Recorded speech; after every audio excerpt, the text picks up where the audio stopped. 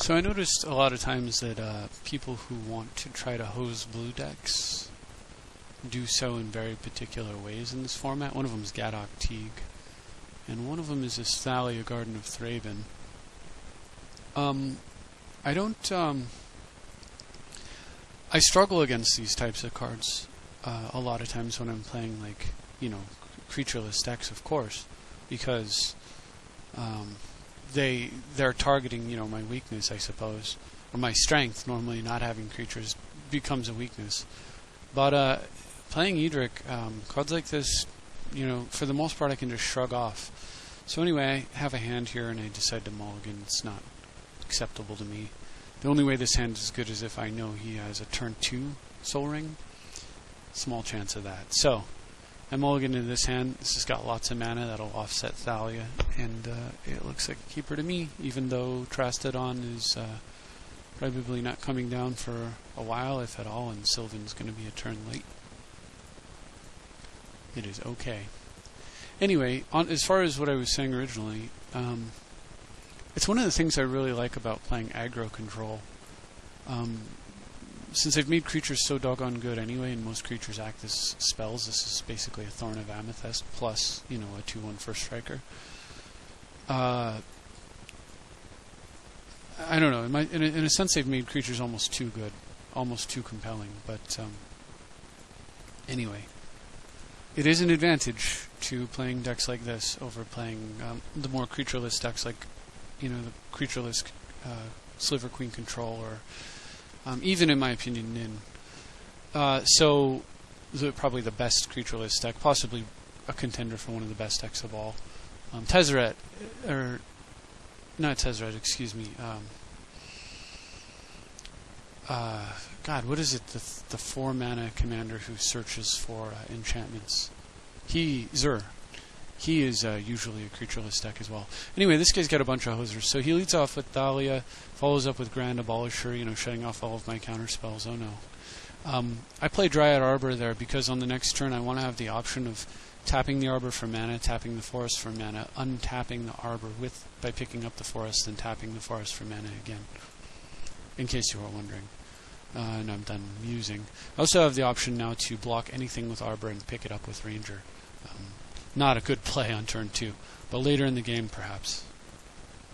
Used to be one of my favorite tricks with Aura Shards, but it's okay.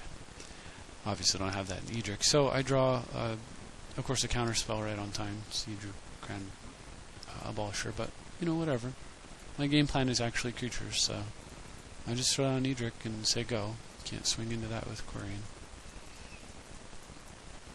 And he plays Fiend Hunter, targeting Edric. So now this is interesting. I thought about I could let him exile Edric, and then later, if I bounce or kill the Fiend Hunter, I'll get my Edric back. Or I can go ahead and exile Edric myself using the commander ability, which I actually ultimately opt to do, and then just recast him for 5.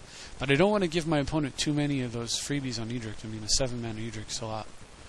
I mean, a 5-mana Edric's still pretty playable, but 7 mana is getting a little bit, pricey. So my opponent swings in with these 2 creatures, and of course I let it go. I could pick up a Forest, untap the Arbor, and double block or something if I was really insane. I'm not. I can destroy 2 lands to kill a Grand Abolisher. So I top deck nothing particularly stellar, but more mana, which is always good against this kind of business here. And play Sower and go ahead and just take his Abolisher now. Not that this was like super painful or anything, but just in case I do want to play Instance, I have the option now. It gives me something I can block or trade with potentially, and it also shuts down any tricks that he might have on my turn, like Condemn, which is pretty nice. So he plays Glow Rider. I don't even remember this card. It's actually very cool that this person found it. So stacks with his Thalia, Noncreature spells. This now costs 6 mana to play. This is a 4-mana Sylvan.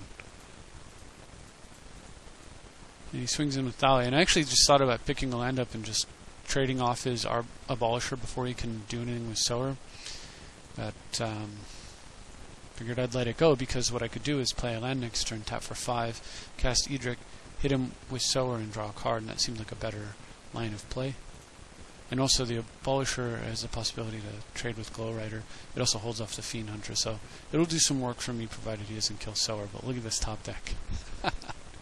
Disgusting. Like, I don't know how this isn't banned in the French list either, by the way. Like, of all the things to ban, not ban, Gaia's Cradle, you can always tell when people have, like, biases towards creatures, and a lot of people do, for whatever reason. And this is one of the ways. Tolarian Academy, banned. Gaia's Cradle, not banned. Whatever. So, of course, that gives me 8 mana, and I go to town. Boom, boom, boom.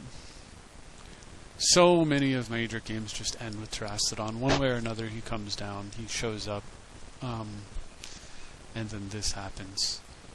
I could have swung with Sower here, actually. I didn't, for whatever reason.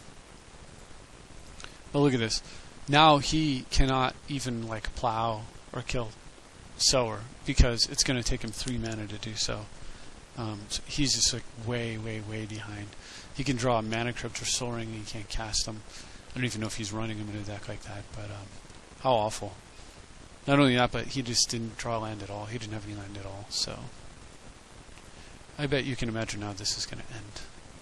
But in case you're curious, I'll run through the motions. So Edric comes down. I have a little extra mana from Cradle, so I go ahead and just play the library now, and then get in for a card.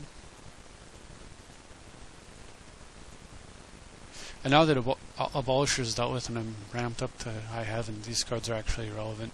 I could query in the Arbor now, so that I have 2 mana, and then on his turn I could tap the Arbor and querying it with Trop to get 3, but due to him having both of these, I still wouldn't be able to play Mana Leak, so whatever.